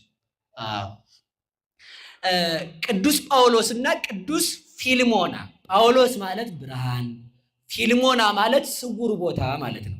እስኪ በሉ ጳውሎስ ማለት በሉ ብርሃን፣ ፊልሞና ማለት ስውር ቦታ። በቅዱስ ጳውሎስ ብርሃን ያድርገን፣ በቅዱስ ፊልሞና ጸሎት እግዚአብሔር ከመከራ ይሰውረን። ይህን ካልኳችሁ አልተረጉሙም። ወደ ነገሩ ብቻ ልገባ ነው። እነዚህ ሁለቱ ሐዋርያት ተመልከቱ፣ የጌታቸውን ፍቅር እያሰቡ ጌታቸውን የተከተሉ ነበሩ። እስኪ በሉ የጌታን ፍቅር እያሰቡ በሉ። ማንን ተከተሉ? ቅድም አልዘረዘርኩላችሁ? እንደዚህ ያልሆነ አምላክ ታዲያ ሌላ ዘመን ተሰጥቶን ብናገለግለው ድንቅ ነው። ሳይመርጥ ለሞተልን አምላክ አንተ ትልቅ ነህ፣ አንተ ትንሽ ነህ ያላል አምላክ። አንተ ስጋዬን ብላ የከበርክ ነህ፣ አንተ የተዋረድክ ነህ፣ ስጋዬን አትብላ ያላል አምላክ። አንተ የነገሌ ዘመድ ነህ፣ አንተ የነገሌ ዘመድ አይደለም፣ በደሜን አትጠጣም ያላል አምላክ። አንተ ትንሽ ስለሆንክ የነገሌ ዘር ስለሆንክ ልጅነትን አትለብስም ሳይል ልጅነትን ሳይመርጥ ለሰጠን አምላክ፣ እሱ ሞቶ ሕይወትን ለሰጠን አምላክ ምንድነው ልንሆንለት የምንችለው? እሱን እያገለገልን ዘመናችን እንዲያልቅ መድኃኒዓለም ይርዳን። አርጎልን ነው፣ እውነቴን አርጎልን ነው። አንድ ዘመን ያለቀ ካለ ሰው ከእግዚአብሔር ጋር ይለቅልን፣ ሆኖልን ይለቅልን ከእግዚአብሔር ጋር። ስለዚህ ተመልከቱ፣ ከዚያ ተመልከቱ፣ እስመ አፍቀርዎ ለእግዚኦሙ፣ ጌታቸውን እንደወደዳቸው ጌታቸውን ወደዱት ይላል። እስኪ በሉ ጌታቸውን እንደወደዳቸው በሉ። ጌታቸውን ወደዱት። እስኪ በሞት ያፈርሰውን አንድ ጥያቄ ልጠይቃችሁ። ለቅዱስ ጳውሎስ ሌላ አምላክ አለ? ንገሩኝ እንጂ። ለቅዱስ ጳውሎስን የወደደ ሐዋርያትን የወደደ ሌላ አምላክ አለ? እኛ የምንበላው ስጋ ለማን የተሰጠ ነው? በሉ ለሐዋርያት በሉ። ይገባናል? አይገባንም። እውነት አይገባንም ነበር፣ ግን ሰጠን። ለቅዱስ ጳውሎስ ብሎ የተሰደደ አምላክ የለም ለእኛም።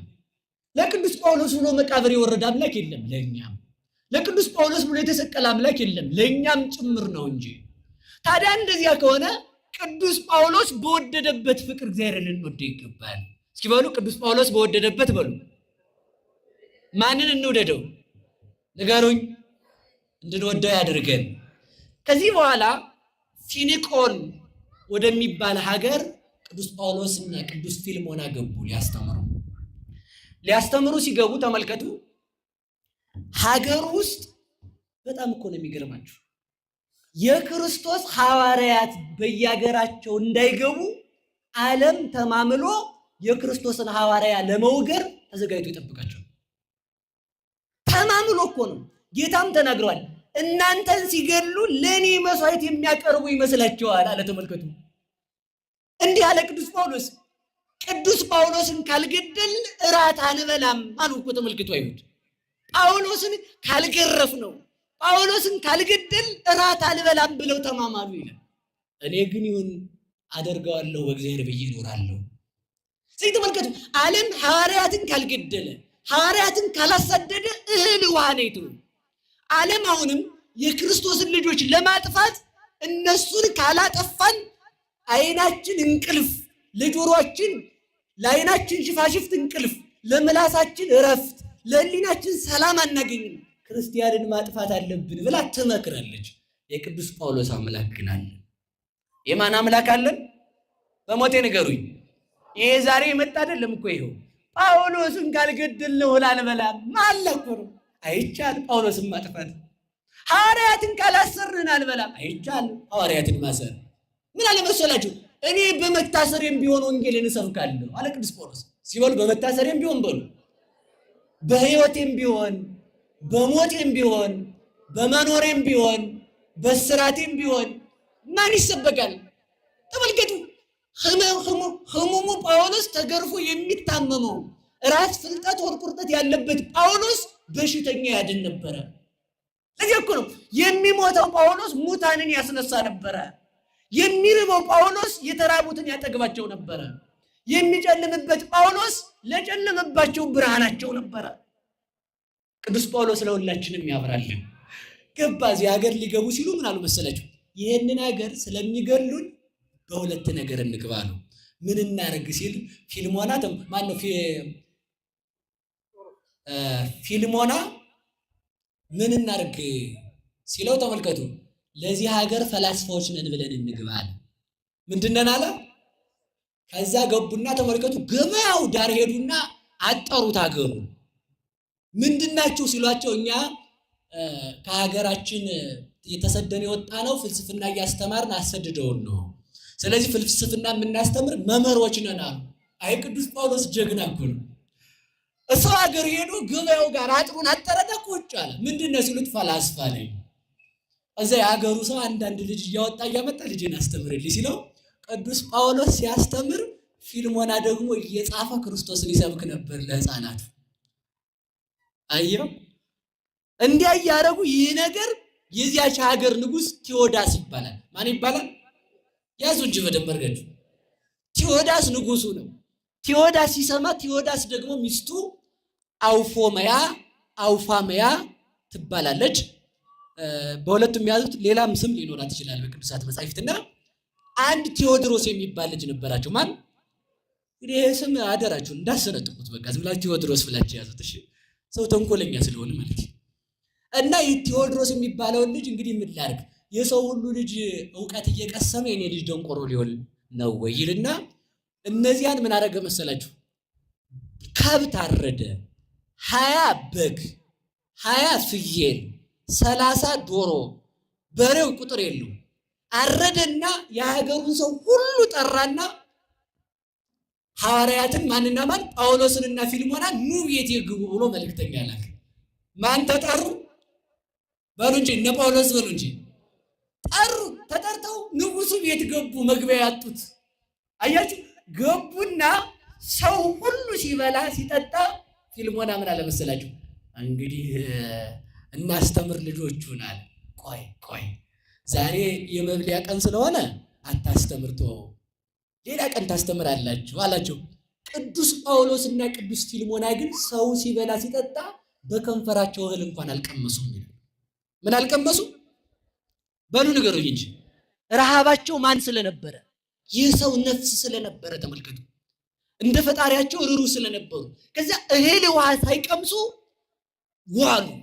ከዚያ በሕዝቡ መካከል ተመልከቱ ቴዎድሮስን አምጥቶ ለነ ቅዱስ ጳውሎስ ልጅ ሆናችሁ እንግዲህ አልፈልገውም ብሎ አንድ አገልጋይ ጨምሮ ሰጣቸው።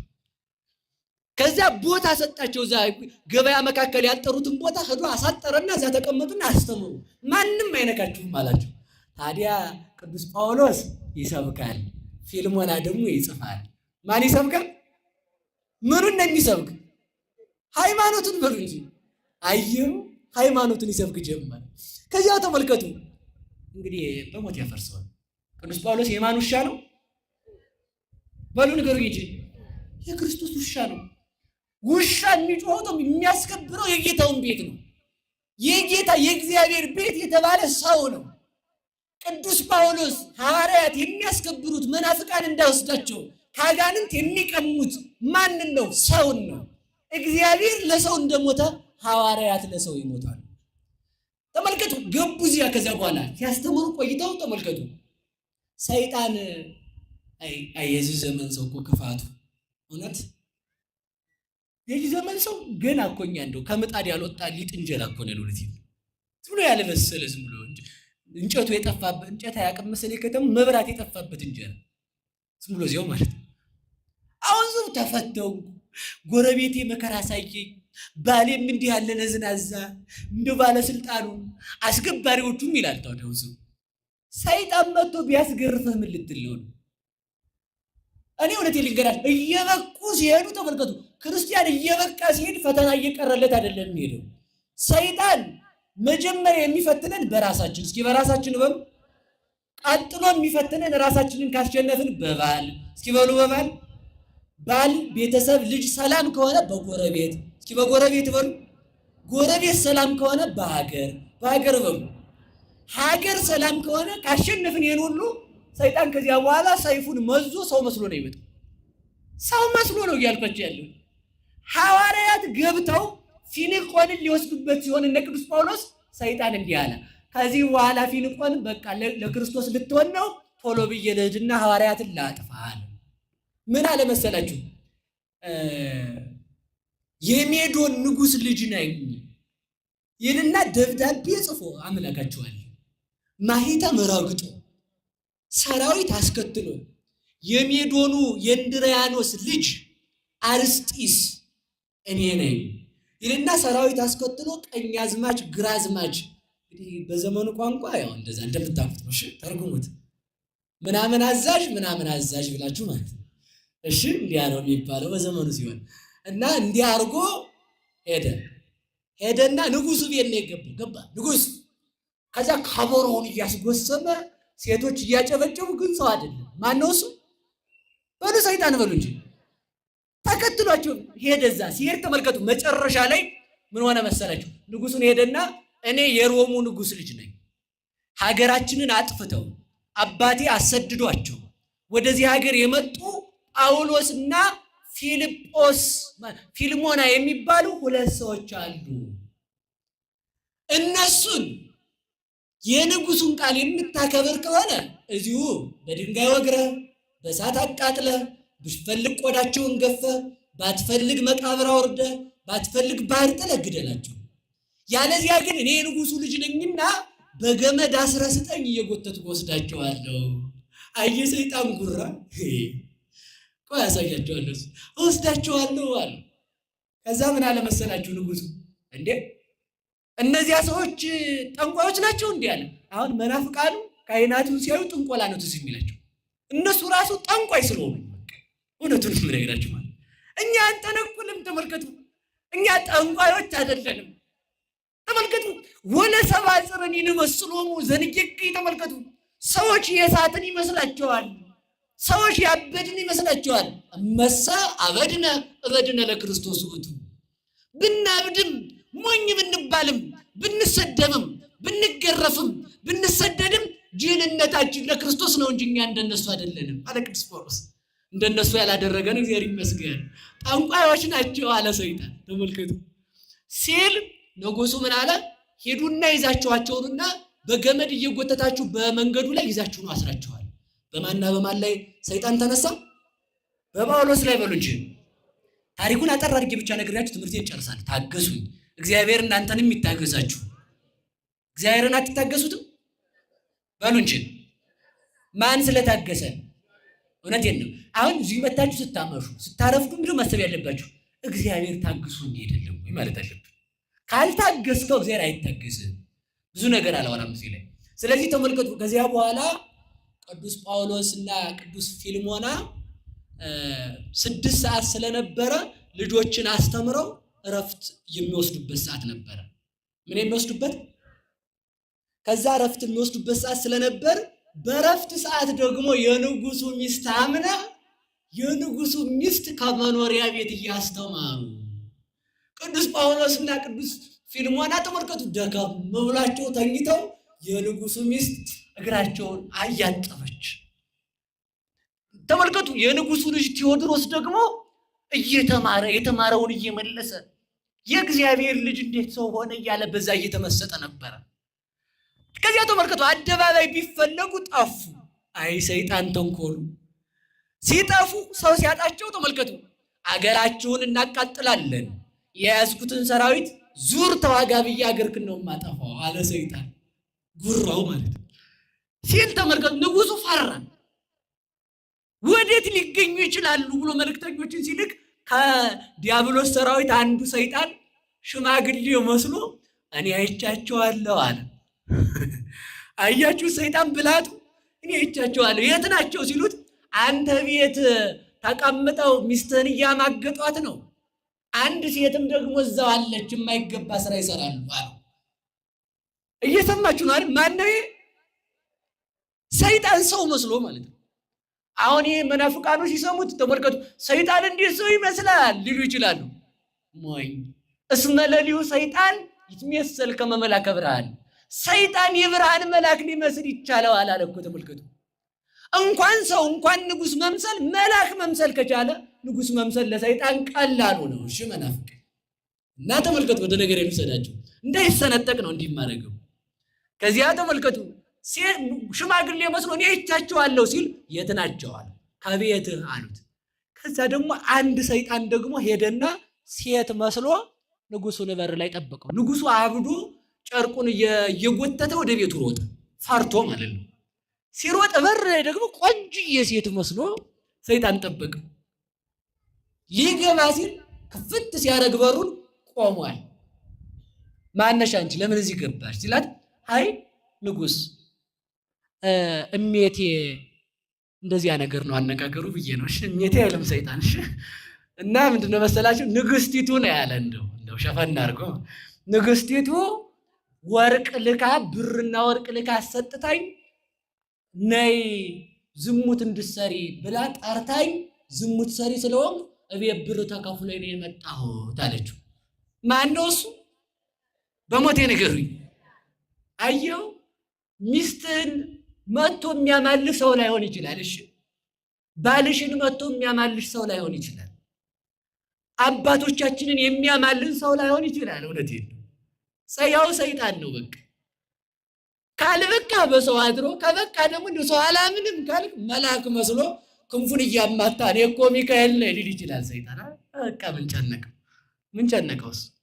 ከዚያ ተመልከቱ፣ እኔ ተከፍሎ እኔ የመጣሁት ምን ላድርግ? ንጉሥ እንዳትገድለኛል። አይሞትም እኮ ውሸቱ። ይሞታል ሰይጣን። አንቺ ጋር ችግር የለም አሁን እነሱ አሉ አለ። አዎ ባለቤት የነ ቅዱስ ጳውሎስን እግር እያሸች ነው። እንደውም አሁን እኔ ስወጣ ባሌ ሳይመጣ ፈጥነሽ ሂጂ ብላኝ ነው። ንጉሥ ሆይ ይቅርታ እንዳትገድለኝ አለ። ሰይጣን ማስመሰል ሲችልበት እንደ ዘመኑ ታወጣ ነው እንዲያ ነው እንግዲህ። እና ያስመስላል። ተመልከቱ፣ ያስመስልና መጨረሻ ላይ ከአንቺ ጋር ጠብ የለኝም ሂጂ ሲለው ሾለክ ብሎ ሄደ። ሲገባ ሚስቱ የቅዱስ ጳውሎስንና የቅዱስ ፊልጶስን እግር እያጠበች፣ ልጁ ቴዎድሮስ የተማረውን ቀለም እየመለሰ እግዚአብሔርን እያሰበ አገኛቸው። በያዘው ሰይፍ ሚስቱን አንቺ ዘማዊ እኔን አስወጥተሽ ሴት እያመጣሽ ቤቴን አረከሽው ብሎ በሰይፍ ሊወጋት ሲል ተወው። እነዚህ የሕያው እግዚአብሔር አገልጋዮች ናቸው እና አንተ በምታስበው ልክ አይደለም አለችው። ከዛ ሰውየው በሰይጣን ተናዶ ስለነበር ሰክሮ ስለነበር በንዴት ሚስቱን ወግቶ ገደላት። ማንን ወግቶ ገደለ? ሲነቃ ልጁ ቴዎዳ ደግሞ ዘወር ሲል ጎኑ ቁጭ ብሎ አገኘው። አንተንስ ብትሆን አጥፍተው አይደል በቤቴ ሴት አምጥተው ዝሙት ሲሰራበት ለኔ ያልሆንክ ብሎ ልጁንም ገደለው። ከዚያ በኋላ ቅዱስ ጳውሎስና ፊልሞና ተመልከቱ ተኝተው ነበረ። ሲነቁ እናትና ልጅ ሞተዋል። ማን ሞተዋል? ነቁ። እናንተን አልገላችሁም ወስጄ ለሜዶኑ ንጉሥ ልጅ ነው የምሰጣችሁ ብሎ በሩን ቆልፎት ሄደ። ይቆማል ሰይጣን ሐዋርያት ፊት? በሉ አምናችሁ ተናገሩት። ይሄንን ብቻ ነው የምናገረው። ጠብቁኝ፣ እግዚአብሔር ይጠብቃችሁ። ከዚያም በኋላ ምን አደረገ መሰላችሁ? ተመለሰና ተመልከቱ፣ ቆልፎ ቤቱን ልጁንና ሚስቱን ገሎ ጨርቁን እየቀደደ አብዶ ሰውነቱን ፂሙን እየነጨ የራሱን ፀጉር እየነጨ እሪ እያለ ልብሱን አውልቆ ወደ ሜዶኑ ንጉሥ ፊት አደባባይ ሄደ። ሲሄድ ተመልከቱ ተቀምጠው አገኛቸው። እነዚያን ከሃዲዎች ቤት ስላገኘኋቸው ሂዱና ግደሉልኝ፣ ከዚህ በኋላ እኔ በረሃ ገብቼ ላውሬራ ትሆናለሁ እንጂ በዚህ ሀገር አልኖርም አለ። የሰይጣን አንዱ ክፋት በሰራነው ኃጢአት ተስፋ ማስቆረጥ ነው። ምንም አይነት ኃጢአት ስሩ፣ እግዚአብሔር ይቅር የማይለው ኃጢአት የለም። እግዚአብሔር የማይተውልን ኃጢአት የለም። ብቻ እንምጣ ነው። እግዚአብሔር እንዳንመለስ የንስሐ በር እንዳይዘጋብን መድኃኔዓለም መልካም ፈቃድ ይሁንልን። እንዳንመለስ የንስሐ በር ከተዘጋ መመለሻ የለም። ስለዚህ ሰይጣን ኃጢአት ከሚሰራ ሰው ይልቅ ንስሐ ኃጢአቱን የሚናዘዝ ሰውን ይጠላዋል። ኃጢአት የሰራ ሰው በንስሐ ይመለሳል። ተስፋ የቆረጠ ሰው ግን የሰይጣን መጫወቻ ነው። ተስፋ እንዳንቆርጥ መድኃኔዓለም ይርዳን። አሜን በሉ። እግዚአብሔር ተስፋችንን ያለምልመው። በማን ተስፋ አንቆርጥም? በማን ተስፋ አንቆርጥም? ዝናብም አይኑር፣ በማን ተስፋ አንቆርጥም? ባለስልጣንም አይኑር፣ በማን ተስፋ አንቆርጥም? ዘመድም አይኑር፣ በማን ተስፋ አንቆርጥም? እንጀራም አይኑር፣ በማን ተስፋ አንቆርጥም? ፀሐይም አትውጣ፣ በማን ተስፋ አንቆርጥም? ከዋክብትም አያሸብሽቡ፣ በማን ተስፋ አንቆርጥም? እናትም ትሙት፣ በማን ተስፋ አንቆርጥም? ወንድምም ይሙት፣ በማን ተስፋ አንቆርጥም? አባትም ይሙት፣ በማን ተስፋ አንቆርጥም? ተስፋ በማይቆረጠው በእግዚአብሔር ተስፋ አትቆረጡ። በእግዚአብሔር ፍጹም ተስፋ ይቆረጥ። የዚህ ዘመን ሰው ዘክሮ እንቅፋት ከመታው እግዚአብሔርን ያማርረዋል። ቆረባችሁ ሰው ከሰደባችሁ እኔ ቆራቢ ነኝ ለምን ያሰድበኛል ያው የሚል ሰው አትክበስበሱ። እውነቴን በቃ በእግዚአብሔር ተስፋ ይቆረጣል። እንዳንቆርጥ እግዚአብሔር ይርዳን። ሄድ አደባባይ ላይ ቆመ ሂዱና ግደሏቸው ሲል አይ ሰይጣን እኔ እዚሁ ጠብቃችኋለሁ ሄዳችሁ አስራችሁ አምጧቸው አለ። ሰራዊቱን ይዞ እዛ ተመልከቱ። ጌታ ለሐዋርያት ተገለጠና እዛው ቤት እንዳሉ አይዟችሁ እኔ እናንተን አልተዋችሁም። እናት ልጇን እንደማትረሳ እኔ እናንተን አልረሳችሁም። ይገርፏችኋል፣ ይሰቅሏችኋል፣ ይገድሏችኋል። 3 ቀን እሳት ያነዱባችኋል። እናንተን በድንጋይ ይወግሯችኋል፣ በጦር ይወጓችኋል። በዚያም ግን እንድታሸንፉ አብሬያችሁ ነኝ አላቸው።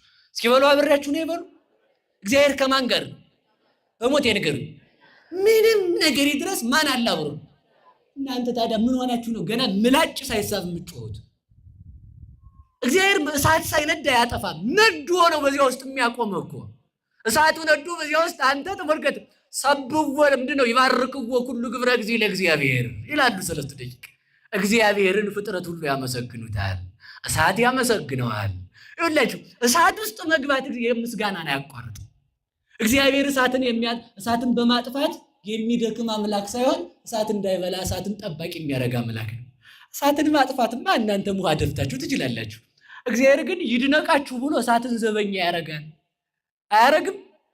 አያረግም? የሰለስቱ ደቂቅ አጃቢ ማን ነው? በሉ እሳት በሉ። የዳንኤል ዘበኛ ውሻ ማን ነው? አንበሳ። ተመልከቱ፣ እግዚአብሔር ገዳያችንን ዘበኛ አድርጎት ቁጭ። ተመስገን እግዚአብሔር።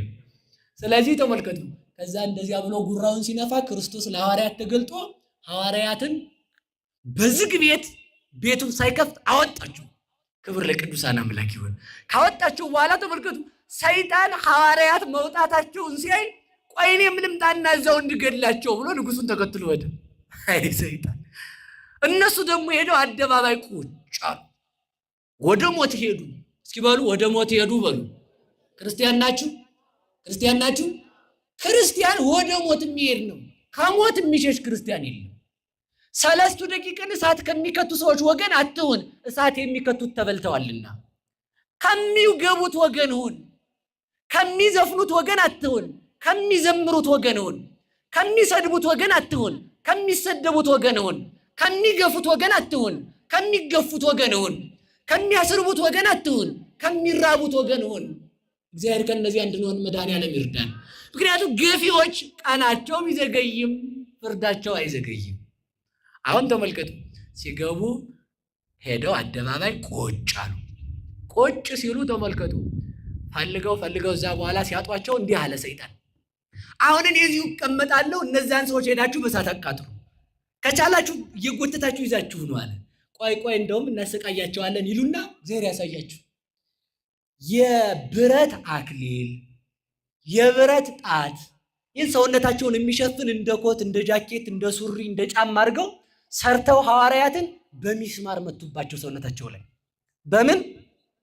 በሞት የነገረው እንጂ በሚስማር ከመቱባቸው በኋላ ተመልከቱ፣ እንደዚያ እንዳሉ ወስደው ብረት ላይ መተው እሳት መካከል አቁመው ህዝቡን በአዋጅ ቀስቅሰው ሁሉም ሰው እንጨት፣ ጋዝ፣ ቁልቋል፣ ቅንጭብ እንደዛ የሚቀጣጠል ዛፍ እንዲያመጣ አድርገው ከምረው ላያቸው ላይ 3 ቀን አነደዱባቸው።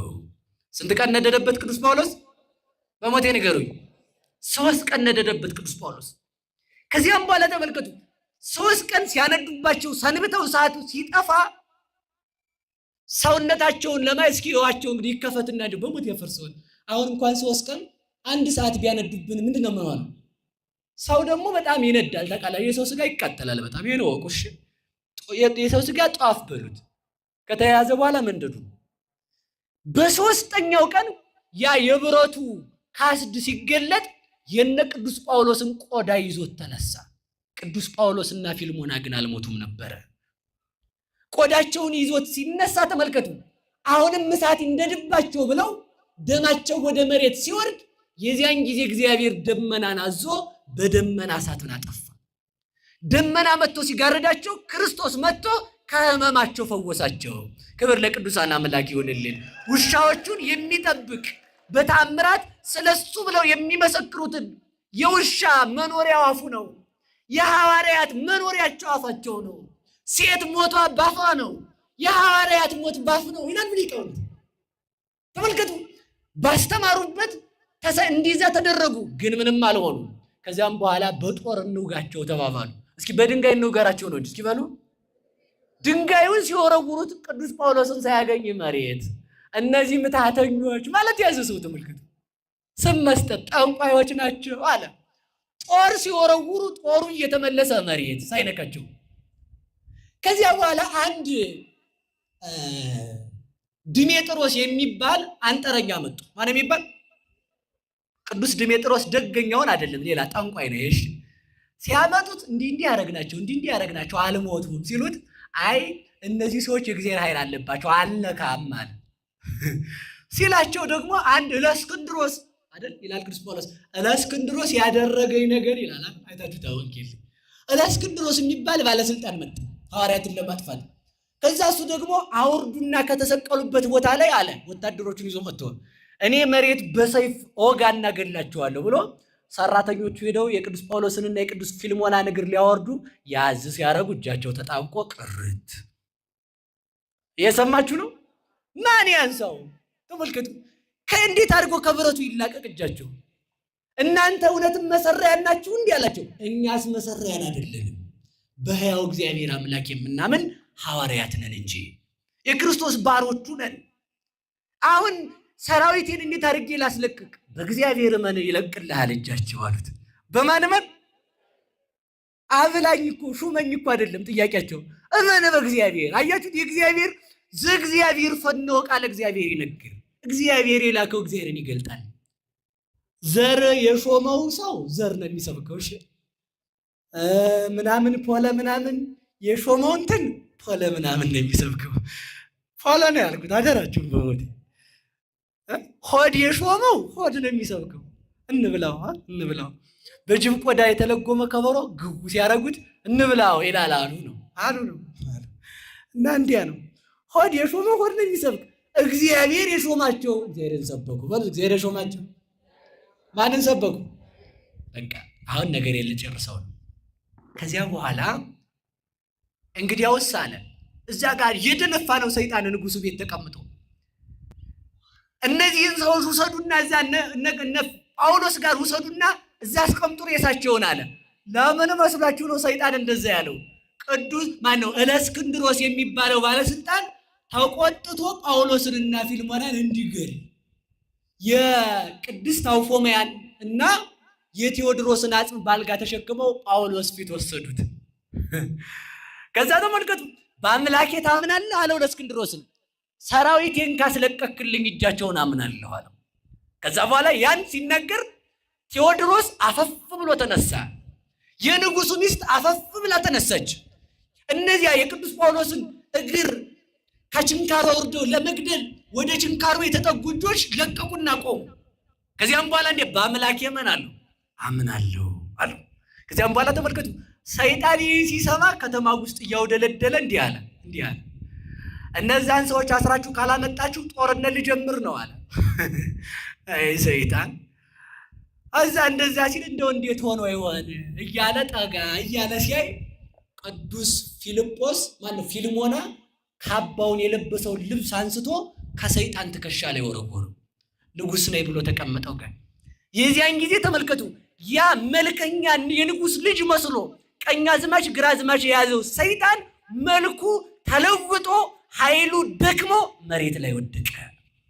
የዚያን ጊዜ ተመልከቱ። ከዚያም በኋላ ተመልከቱ፣ ቅዱስ ጳውሎስ ሄደና ያዘው። ያን ሰይጣን ከነሰራዊቱ ሰብስበው በሕዝቡ መካከል አስገቡት። ከዛ አንድ ነገር ቀረ። በአምላኬ ታምናላችሁ አታምኑም አላቸው ሰዎቹን። እናምናለን አሉ። እስኪ በሉ እናምናለን በሉ። እኛማ አምነናል እናምናለን ሲሉት፣ እንግዲያውስ እንደዚያ ከሆነ አላቸው በከተማው ውስጥ በሬ አንድ ነገር ረስቼ አርጤምስ የምትመለካለች። አርጤምስ የምትባለው ጣዖት ማለት አርጤምስ፣ ያችን አርጤምስ ትልቅ ሐውልት ናት። እሷን የሚያጥኑትን የጣዖቱን አገልጋይ ቄሶች አምጡ፣ ያለዛ እንላቀቅም ማለት ቅዱስ ጳውሎስ። ከዛ እንደዛ ሲላቸው ሰብስበው ይዘውላቸው መጡ። ሲመጡ ተመልከቱ፣ ሆዳቸው ሊቀርባቸው ሆኖ የጣዖታቱ ካህናት፣ እነዚህማ ያ ሎቱ ስብሐት ሰው የሆነ አምላክ ሰው የሆነውን ሰው የሚሰብኩ አደርግ እንዴ? በእንደዚህ አናምንም አሉ ሲሉ ቅዱስ ጳውሎስ ከዚያም በኋላ ሲጸልይ ከሰማይ ደመና ወርዶ አይናቸውን አወረው። አይናቸው ሲታወር እንዲህ አለው፣ እሺ እናንተ አምላክ አርጤምስ አምላክ ናት አላቸው። አዎ እሺ አምላክ ከሆነች ነይ በሏት አለ። ምን በሏት? ነይ በሏት አላቸው። የከተማው ሰው ሁሉ ተሰብስቧል። የሀገሩ ሰው ለምን? እነ ጳውሎስ ሊገደሉ ማለት።